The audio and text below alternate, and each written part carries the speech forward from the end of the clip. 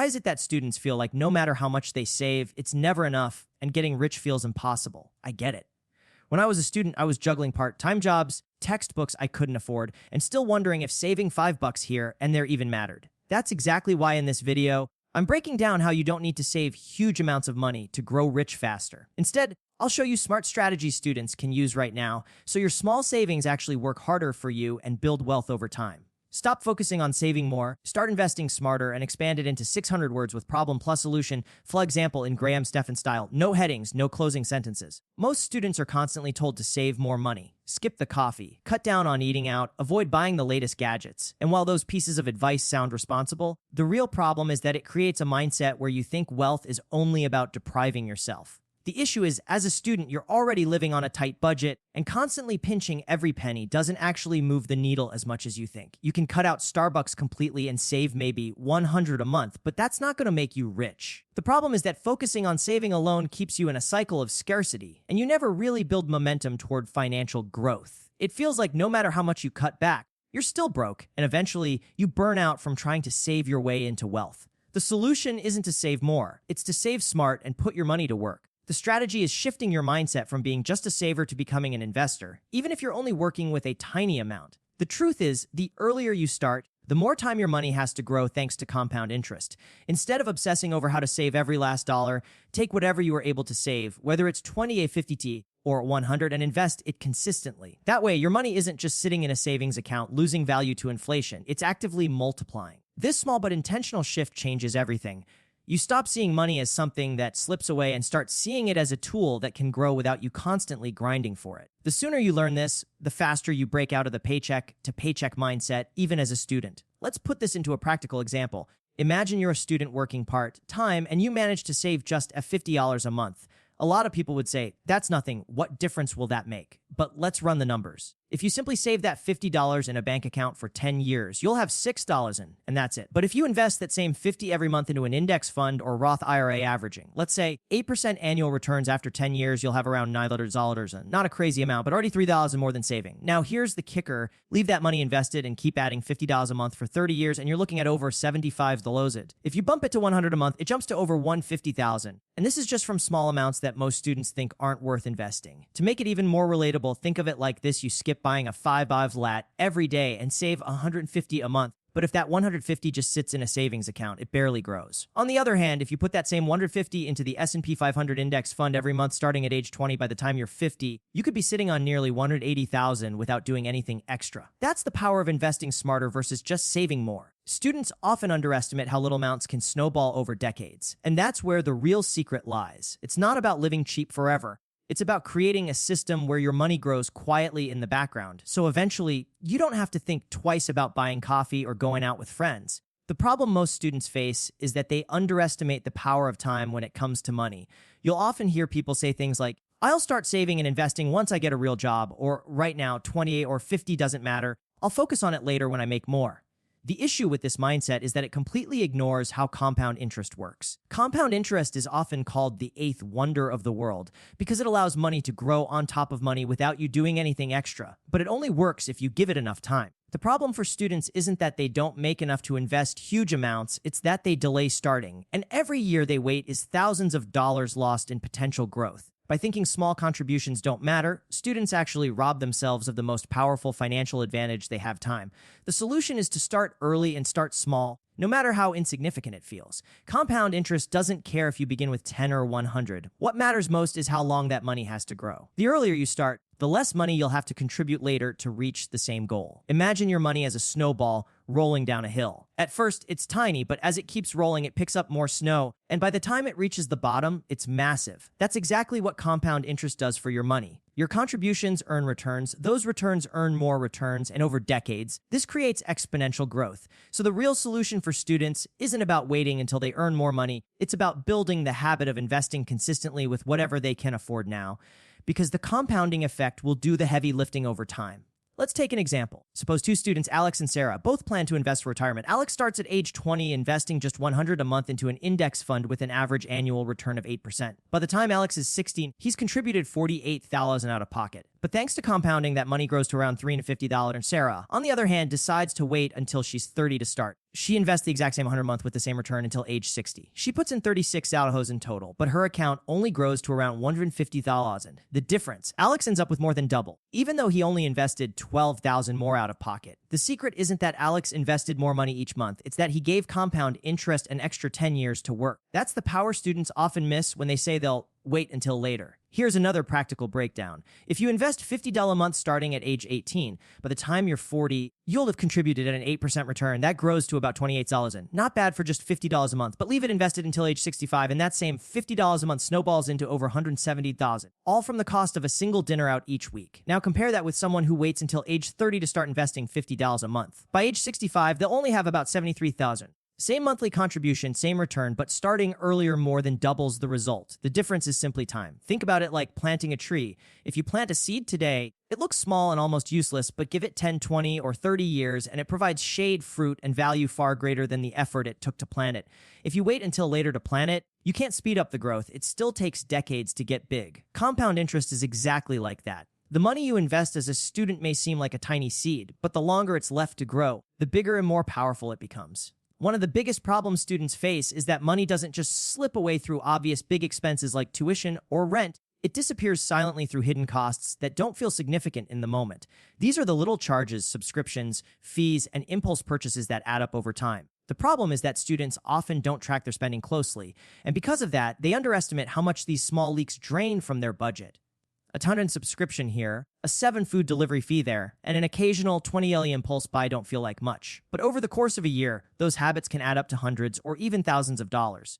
The hidden nature of these costs makes them dangerous because you don't even realize how much they're preventing you from saving or investing. What looks like harmless spending ends up being the reason you can't set aside money to grow wealth. The solution is to become hyper-aware of where every dollar goes and identify the hidden costs silently draining your money. This doesn't mean you need to stop spending completely, but it does mean taking control by auditing your expenses. One simple way is to look at your last 3 months of bank and credit card statements. Go line by line and circle recurring charges, delivery fees, or small purchases that don't add real value to your life. Once you see the numbers in black and white, it becomes obvious what's worth keeping and what needs to go. Cancel the subscriptions you forgot about, switch from delivery to cooking at home, and negotiate or eliminate unnecessary fees. The goal isn't to cut out every single convenience, but to stop wasting money in areas that don't meaningfully improve your life. Every dollar you free up from these hidden costs is a dollar you can redirect toward savings or investments. Over time, those small adjustments compound into real wealth. For example, let's say you're a student who uses 3 different streaming services, each at around $1 a month. That's $30 a month or $360 a year. On top of that, you order food delivery twice a week, spending an extra $7 on delivery and service fees each time. That's a $56 a month, or about $672 a year just in fees. Add to that a gym membership at $25 a month that you barely use. And suddenly you're spending over $300 a year on things you don't even get full value from. That veteran's $300, if redirected into an index fund earning 8% annually, could grow to more than $20 in over 20 years. It's not about being cheap. It's about making your money work for you instead of being drained by things you barely notice. To make it even more concrete, imagine you decide to cut out just 2 delivery orders a week and cancel 1 streaming service. That frees up about $50 a month. If you consistently invest that $50, in 30 years it grows to nearly $75,000. That's the equivalent of an entire down payment on a house, all from small adjustments you barely feel day to day. The difference is simply in recognizing where your money is leaking out and plugging those holes before they grow larger. Another example is bank fees. Many students stick with the first bank account they opened as teenagers, not realizing they're being charged $10 or $15 a month in maintenance fees. That's $120 to $180 a year just thrown away. Switching to a no-fee account or an online bank puts that money back in your pocket, and once again, investing that small amount regularly could make a huge difference over time. The key is awareness. Once you start looking closely, you'll realize that the hidden costs aren't just wasting money, they're stealing opportunities. Every unnecessary fee or unused subscription is money that could be growing in the background, building your future wealth. Students don't need to make huge sacrifices, they just need to stop bleeding money in areas that don't matter so they can redirect it into areas that do. The problem for most students is that they constantly feel like they don't have enough money to save or invest because so much of what they earn goes right back into covering daily expenses. What makes this worse is that many students don't realize they are surrounded by opportunities to lower their costs through discounts, free resources, and perks that are designed specifically for them. Whether it's free software, student pricing on services, or even campus amenities they're already paying for with tuition, these resources often go unused simply because students aren't aware of them. The result is that they spend money unnecessarily on things they could have gotten at a fraction of the price or even for free. When you don't take advantage of student perks, you end up paying retail prices for everything, which drains your budget and leaves you with less money to put toward your financial future. The solution is to maximize the value of being a student by actively seeking out and using every perk and discount available to you. This means treating your student status as an asset, not just an identity. From software like Microsoft Office and Adobe Creative Cloud offer for free or at steep discounts, to streaming services like Spotify and Amazon Prime Student at half price, these savings add up. Even local businesses and restaurants often provide student discounts, and most students never ask. Beyond discounts, campuses often provide free resources such as gyms, tutoring, career counseling, and even food pantries. By using what's already available, you can significantly cut your expenses without cutting your quality of life. Every dollar you save this way is a dollar you can redirect into savings, investing, or paying down debt. The key is to make it a habit to always check for student pricing before making any purchase and to build your lifestyle around leveraging what's already free. For example, let's say you're paying $12 a month for Spotify Premium. By switching to the Spotify student plan, you cut that to $5 a month and often get Hulu or Showtime included. That's a $7 monthly saving plus the value of streaming services you no longer need to pay for separately. Over the course of a year, that's about $150 saved. Now add in a software example. Adobe Creative Cloud costs around $55 a month normally, but students can often get it for around $20. That's $35 saved each month or $420 a year. Combine just those two changes and you're saving close to $600 a year, all without cutting anything out of your lifestyle. Another example is food and campus resources. Many students spend extra money on gym memberships or expensive fitness classes, not realizing their campus gym is included in tuition. If you're paying $30 a month for an off-campus gym, that's $360 a year you're wasting when you could be using the campus facilities for free. Some universities also provide free printing, career workshops, or even groceries through food banks for students in need. Imagine redirecting just $50 a month from unnecessary expenses into an investment account. Over 30 years at 8% annual returns, that's nearly $75,000. And that's just from using what's already available to you as a student. Even small discounts add up over time. Many restaurants around campuses offer percent to 15% off with a student ID. If you eat out twice a week and spend $20 to each time, that's $4 a week. A 10% discount saves you $4 per week or over $200 a year. Most students overlook these savings because $4 doesn't feel like much, but those little amounts are the exact dollars that could be compounding into thousands over decades if invested. The point is that student perks aren't just about short-term savings. They're about creating breathing room in your budget so you can start building long-term wealth. By lowering your expenses with perks and free resources, you free up cash flow without sacrificing your lifestyle. That extra money is what allows you to start investing earlier. Even when you think you don't have enough, build multiple streams of income early. Even if they're small, expanded into 600 words with problem plus solution, for example, in STEPHAN style, no headings and no ending sentences. The problem most students face is relying entirely on a single stream of income, usually a part-time job or maybe a small allowance from parents. That one source of money has to cover rent, food, transportation, textbooks, and anything extra.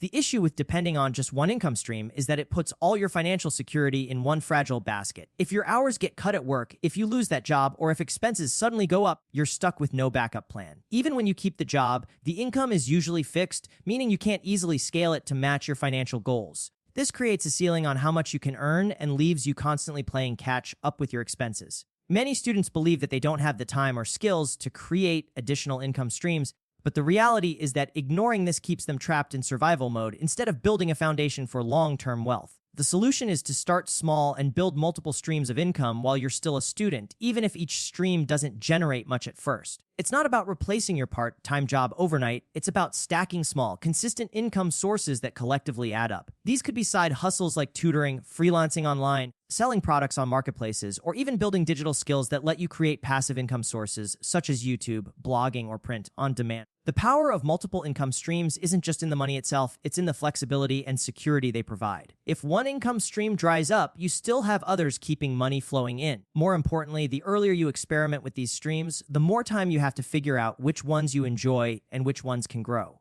As a student, the barrier to entry is lower because many opportunities today can be started with little to no upfront cost and can be managed around your school schedule. The key is to stop thinking you need a huge business idea and instead start testing small hustles that can eventually scale. For example, imagine a student named James who works 20 hours a week at a coffee shop, making 12 an hour. He's earning about 240s a week, but that money disappears quickly between rent, food, and bills. On the side, James decides to tutor high school math for just 2 students at $20 an hour, 2 hours each week. That's an extra $160 a month. It doesn't sound like much, but that's enough to cover his phone bill and groceries. Encouraged by this, James starts offering freelance design services on Fiverr, earning another $100 a month on average. Now he has 3 income streams: his main job, tutoring, and freelancing. Combined, these side incomes bring in an additional $260 a month, which James begins to invest. Over time, he builds a small emergency fund, starts contributing to an investment account, and eventually scales his freelancing into a more consistent side business. Another example is a student who takes advantage of the digital economy. Let's say Sarah has a knack for writing and decides to start a simple blog or YouTube channel around student life and money, saving tips. At first, she makes nothing, but over a year, she starts generating $50 a month from ads and affiliate links. That's not life-changing, but it's passive income that grows while she's studying, working, or sleeping. Over time, that 50 becomes 200, and eventually it pays for a big portion of her rent. The point isn't how big the number is at the start.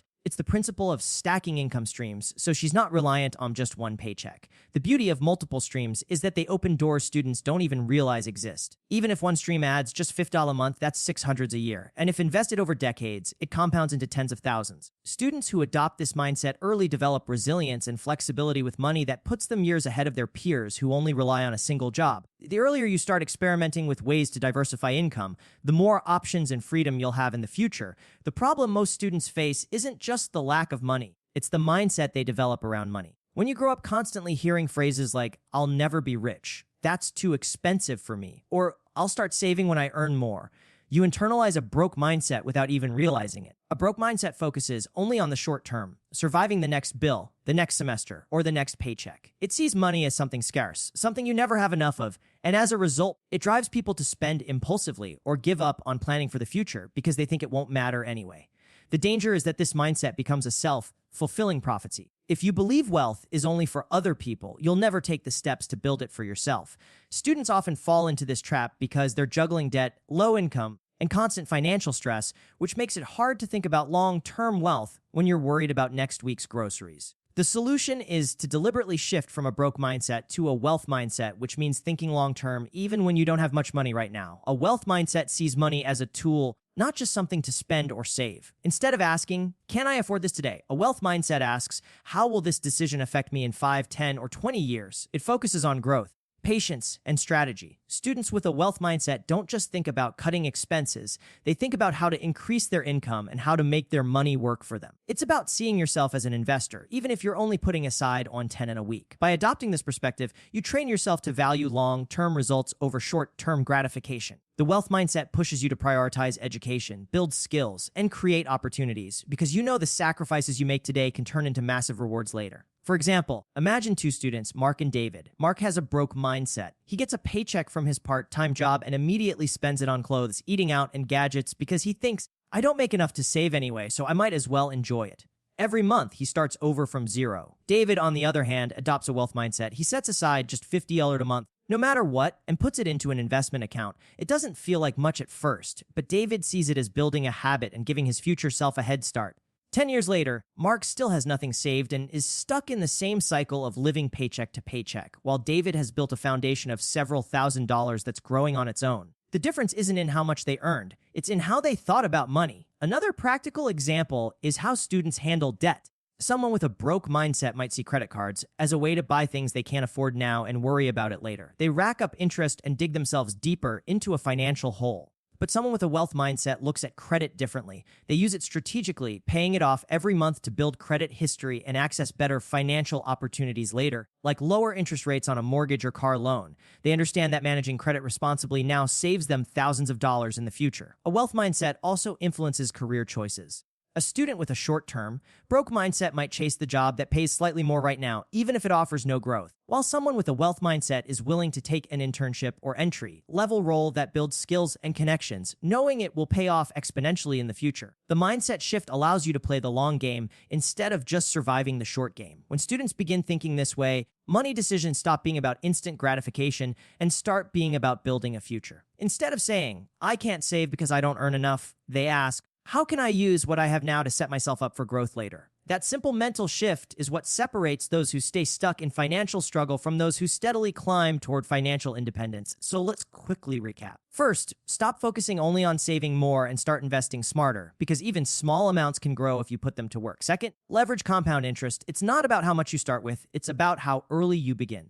Third, cut the hidden costs like fees, subscriptions, and impulse spending that silently drain your wealth. Fourth, take advantage of every student perk and free resource available to lower expenses and free up cash. Fifth, don't rely on just one source of income. Start building multiple streams, even if they're small. And sixth, adopt a wealth mindset that looks long-term, not just at the short-term struggles. Together, these strategies prove you don't need to save massive amounts to build wealth. You just need to use what you already have smarter and give it time to grow. If you found this helpful, make sure to subscribe, hit the like button, and drop a comment below sharing which tip you're going to start using today. And if you want to take this even further, the next video is all about the lazy student's guide to making money while you sleep.